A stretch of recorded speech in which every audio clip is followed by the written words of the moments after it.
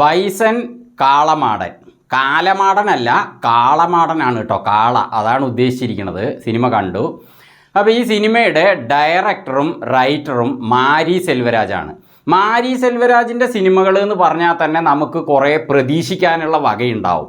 കാരണം പുള്ളിയുടെ ഡയറക്ഷൻ ആകട്ടെ, അതേപോലെ കഥ എഴുതുന്നതാകട്ടെ, അതിൽ കുറേ രാഷ്ട്രീയം ഉണ്ടാവും. അതേപോലെ സമൂഹത്തിലുള്ള നെഗറ്റീവായ മാറ്ററുകളൊക്കെ പുള്ളി അതിലേക്ക് അങ്ങോട്ട് എടുത്തുവിടും. അത് ചിന്തിക്കാനുണ്ടാവും. ശരിക്കും റിയലായിട്ട് സംഭവിക്കുന്ന പോലത്തെ സംഭവങ്ങളൊക്കെ സിനിമയിലുണ്ടാവും. അതെല്ലാം തന്നെ ഈ സിനിമയിലും പുള്ളി ചെയ്തിട്ടുണ്ട്. പക്ഷേ സിനിമയിൽ എവിടെ നോക്കിയാലും പക പക പക എന്ന് പറഞ്ഞിട്ട് പ്രതികാരം എന്ന് പറഞ്ഞിട്ട് ആരൊക്കെയോ തമ്മിൽ വെട്ടി കുത്തി ചത്തുകൊണ്ടേയിരിക്കുന്നു.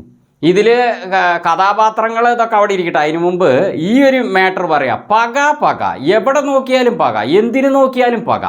അങ്ങനെ പകയിലൂടെ വെറും വെട്ടും കുത്തും കൊലപാതകം അങ്ങനെ വെട്ടി അങ്ങോട്ട് തുണ്ടാക്കുന്ന അങ്ങനത്തെ ലെവലിലുള്ള സംഭവങ്ങൾ സിനിമയിലുണ്ട്. അപ്പം എന്തിനാണ് പക? ആരുടെ മേലെയാണ് പക? അതൊക്കെ ഒരു വ്യക്തമായിട്ട് പോകുന്നില്ല. പക ഉണ്ട്. എവനെ കണ്ടാലും പക. ഒരാടിനെ കണ്ടാൽ അവിടെ പക, അതിൻ്റെ അടുത്ത് പക, എന്തൊക്കെയോ പക പറഞ്ഞിട്ട് പോവാണ്. അപ്പോൾ അതുകൊണ്ട് തന്നെ നമുക്ക് സിനിമ കണ്ടിരിക്കുമ്പോൾ കഥ ബേസിൽ നോക്കുകയാണെങ്കിലാണ് ഞാൻ പറയുന്നത് കേട്ടോ. കഥ ബേസിൽ ഇത് ഭയങ്കര ആക്ഷൻ മൂവി എന്ന് പറയാൻ പറ്റില്ല. ഇങ്ങനെയുള്ള കാര്യങ്ങളിലാണ് ഇത് പോകുന്നത്. ഭയങ്കര ആക്ഷൻ എന്ന് പറഞ്ഞാൽ ഹീറോ നിന്നിട്ട് ഭയങ്കര അടിയും നാലാൾ പോയി തെറിക്കലും അങ്ങനത്തെ സംഭവങ്ങൾ അത് നമ്മൾ ഭയങ്കര ആക്ഷനായിട്ട് കാണാറുണ്ട്, നന്നായി എൻജോയ് ചെയ്യാറുണ്ട്. അങ്ങനത്തെ ആക്ഷൻ അല്ല ഇതിൽ. പകരം ഇങ്ങനെ വെട്ടും കുത്ത് പക, പെട്ടെന്ന് കുറേ പേര് ചാടി വീണിട്ട് ഒരാളെ വട്ടം ചുറ്റി ചതിച്ച് കുത്തിക്കൊല്ലും, വെട്ടി തുണ്ടാക്കണം, അങ്ങനത്തെ സംഭവങ്ങൾ സിനിമയിൽ കുറേ വന്നിട്ടുണ്ട്. അപ്പോൾ അതുകൊണ്ട് തന്നെ ആ ഭാഗങ്ങൾ നോക്കുമ്പോൾ ആക്ഷനൊന്നും കാര്യമായി ഇല്ലാതെ അങ്ങനത്തെ സംഭവം വെച്ച് നോക്കുമ്പോൾ സിനിമ നമുക്കൊരു വിരസത വരുന്നുണ്ട്. അതേസമയം എന്തൊക്കെയോ പുള്ളി പറയാൻ വരുന്നുണ്ട് എന്ന് മനസ്സിലാവുന്നുണ്ട് മാരി സെൽവരാജ്. പക്ഷേ വെറുതെ പക എന്ന് പറഞ്ഞിട്ട് ഇത് തന്നെ കാണിക്കുമ്പോൾ നമുക്കിത് എന്താ ഇത്, അങ്ങനെയാണ് ചിന്ത വരുന്നത്. പക്ഷേ മാരി സെൽവരാജ് ഇതിൽ ഭാഗ്യം കൊണ്ടാണോ പുള്ളിയുടെ സെലക്ഷൻ കൊണ്ടാണോ എന്നറിയില്ല, ഒരാളെ ഈ സിനിമയിൽ എടുത്തിട്ടുണ്ട്. അതുകൊണ്ട് ഈ സിനിമ രക്ഷപ്പെട്ടു എന്ന് പറയാം. മറ്റാരുമല്ല, നമ്മുടെ ചിയാൻ വിക്രമിൻ്റെ മകൻ ധ്രുവ് വിക്രമാണ്. എന്തൊരു അഭിനയമാണ് പയ്യൻ പൊളിച്ചു കേട്ടോ. ഇതിൽ അവൻ അഭിനയിച്ചു എന്ന് പറയാനുള്ള ഒരു സീന് പോലും ഞാൻ കണ്ടിട്ടില്ല. ഓരോ ഫ്രെയിമിലും അവൻ എല്ലാവരുടെ ഫോക്കസ് അവൻ തന്നെ കൊണ്ടുപോയി. ഈ സംഭവങ്ങളൊക്കെ ഈ സിനിമയിൽ നടക്കുമ്പോഴും ഇവൻ്റെ ആ നാച്ചുറലായിട്ടുള്ള ആ ഒരു അഭിനയം എന്ന് പറയാൻ പറ്റില്ല. ഇവൻ അങ്ങനെ ക്യാമറയുടെ മുന്നിൽ വന്ന് നിൽക്കുമ്പോൾ ആക്ഷൻ പറയുമ്പോൾ ഇവൻ അവിടെ നിന്നിട്ട് മറ്റുള്ളവരുടെ ഒപ്പം ആ സിറ്റുവേഷൻ അനുസരിച്ച് ജീവിച്ചിരിക്കുകയാണ്. അവൻ വളരെ സൈലൻ്റ് ആയിട്ടുള്ള പോലെ ഇരിക്കണു. അതേസമയം അഭിനയം നോക്കുമ്പോഴോ അങ്ങ് പിടിച്ചാൽ കിട്ടാത്ത ലെവലിൽ അച്ഛനെ മറികടന്നു കേട്ടോ ഈ സിനിമയിൽ. ഞാൻ ആദ്യമായിട്ടാണ് ഇവൻ്റെ സിനിമ കാണുന്നത്. ഇതിനു മുമ്പും സിനിമകൾ അഭിനയിച്ചിട്ടുണ്ട്. ഇവൻ ഗാനരചയിതാവാണ്, ഗായകനാണ്, ഓക്കെ. പക്ഷേ അഭിനയത്തിൻ്റെ കാര്യത്തിൽ ഞാൻ ആദ്യമായിട്ടത് കാണുന്നു. ഈ സിനിമയുടെ പോസ്റ്ററിൽ ഈ കാളയുടെ ഇതൊക്കെ പിടിച്ചിട്ട് നിൽക്കണ പോലെ കണ്ടപ്പോൾ ഞാൻ വിചാരിച്ചു ഈ സിനിമാ നടന്മാരുടെ മക്കളൊക്കെ ഫസ്റ്റ് സിനിമ അഭിനയിക്കുന്ന സമയത്തൊക്കെ ഫസ്റ്റോ അല്ലെങ്കിൽ 2-3 സിനിമ ആയാലും ആകെ കൊളാക്കിയൊക്കെ വെക്കുമല്ലോ. അച്ഛൻ്റെ അഭിനയം ഭയങ്കരമായിട്ട് ഉള്ളപ്പോൾ മക്കൾ കാര്യമായി അഭിനയിക്കാതെ അങ്ങനെ. ഇപ്പോൾ ഉദാഹരണം പറഞ്ഞാൽ സുരേഷ് ഗോപി സാറുടെ മകൻ ഗോകുൽ സുരേഷ് കുമ്മാട്ടിക്കളി അഭിനയിച്ച കുറേ സ്ക്രീൻ പ്രസൻസിൻ്റെ മിസ്റ്റേക്ക് ആ സിനിമയിൽ പുള്ളിക്ക് ഉണ്ടായിരുന്നു. അതേപോലെ ചില നടന്മാരൊക്കെ സ്ക്രീൻ പ്രസൻസ് പറയുന്ന സംഭവം വളരെയധികം പല സീനുകളിലും തെറ്റിക്കാറുണ്ട്.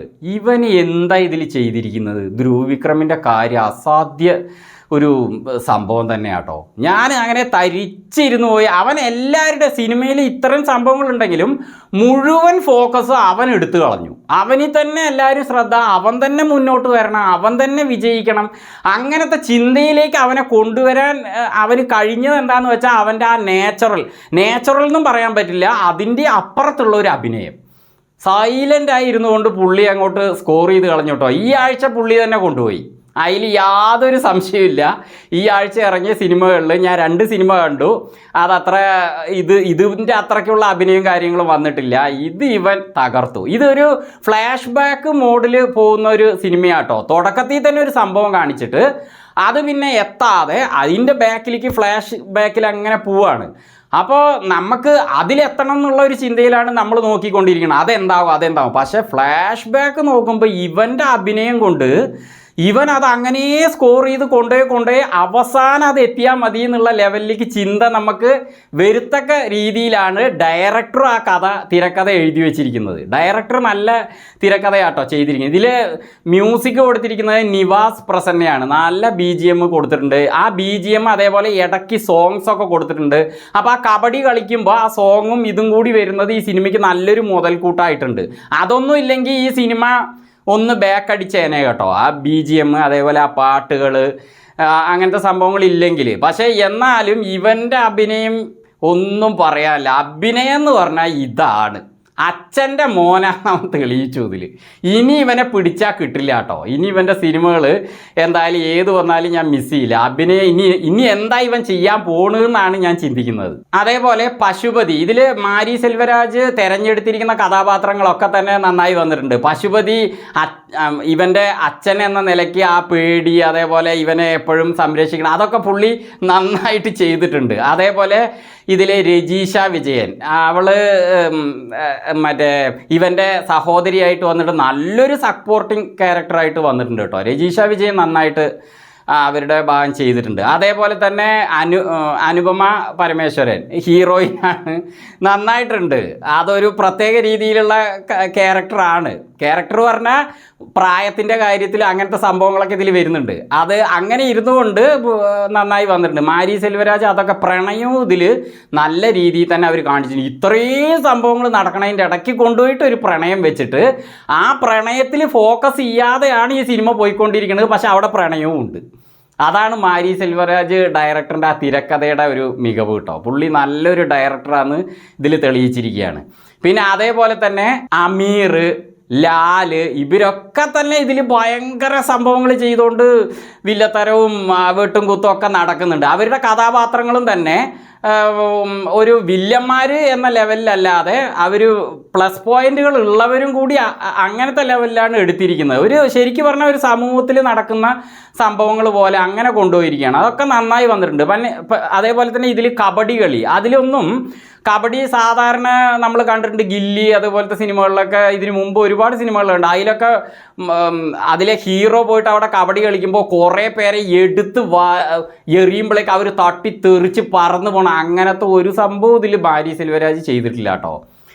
ധ്രുവ് വിക്രമിനെ വെച്ചുകൊണ്ട് ധ്രുവ് വിക്രം ഇതിൽ ആ കളി അവൻ്റെ ഒന്നും പറയാല്ല. ശരിക്ക് നമ്മൾ കബഡി കളി മറ്റേ ഗ്രൗണ്ടിൽ പോയി കണ്ടാൽ എങ്ങനെയിരിക്കും അതേപോലെ തന്നെ അവൻ അഭിനയിച്ചിരിക്കുന്നു. അവൻ്റെ ചാടിമറിയലും ഒരു സീനിൽ അവന് ഒരു കളിയുടെ സമയത്ത് അവന് ഒരു കൈ ഇങ്ങനെയാണ്.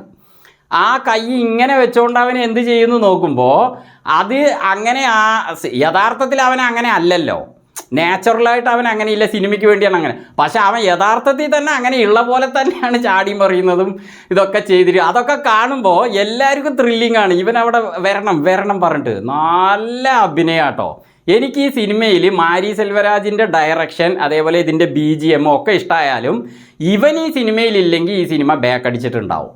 അതുകൊണ്ട് നല്ല ഒരു സംഭവമായിട്ട് ധ്രുവ് ഇത് ചെയ്തിട്ടുണ്ട്. അതുകൊണ്ട് കാണാനുണ്ട് ഈ സിനിമ. ഇതിലെ നായകനിൽ ഞാൻ കണ്ട മറ്റൊരു സവിശേഷത എന്താണെന്ന് വെച്ചാൽ ചിയാൻ വിക്രമിൻ്റെ തനി പകർപ്പ്. അത് നമ്മൾ ഈ സിനിമ കണ്ടിട്ടോ അല്ലെങ്കിൽ ഇതിലെ നായകൻ ആരുടെ മോനാണെന്ന് നേരത്തെ അറിഞ്ഞിട്ടോ ഒന്നും അറിയേണ്ട ആവശ്യമില്ല.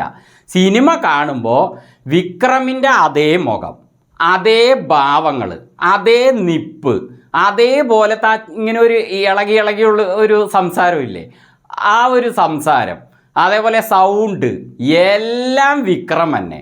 ഒന്നുകൂടി പറഞ്ഞാൽ ഇവൻ ഡാൻസ് കളിക്കുമ്പോൾ പോലും ആ നാവ് കടിച്ചു പിടിച്ചുകൊണ്ട് ഡാൻസ് കളിക്കുന്നത് വിക്രം അങ്ങനെ ചെയ്യാറുണ്ട്. അതൊക്കെ കാണുമ്പോൾ വിക്രം തന്നെ ഈ സിനിമയിൽ അഭിനയിക്കുന്ന പോലത്തെ ഒരു ഫീലാണ് നമുക്ക് തോന്നുന്നത്. പക്ഷെ ഒന്നുകൂടി പറഞ്ഞാൽ നാച്ചുറലായിട്ട് അഭിനയിക്കുന്ന കാര്യത്തിൽ ഇവൻ ഒന്നുകൂടി മേലേക്ക് പോയി എന്ന് തോന്നിപ്പോയി ഈ സിനിമയിൽ.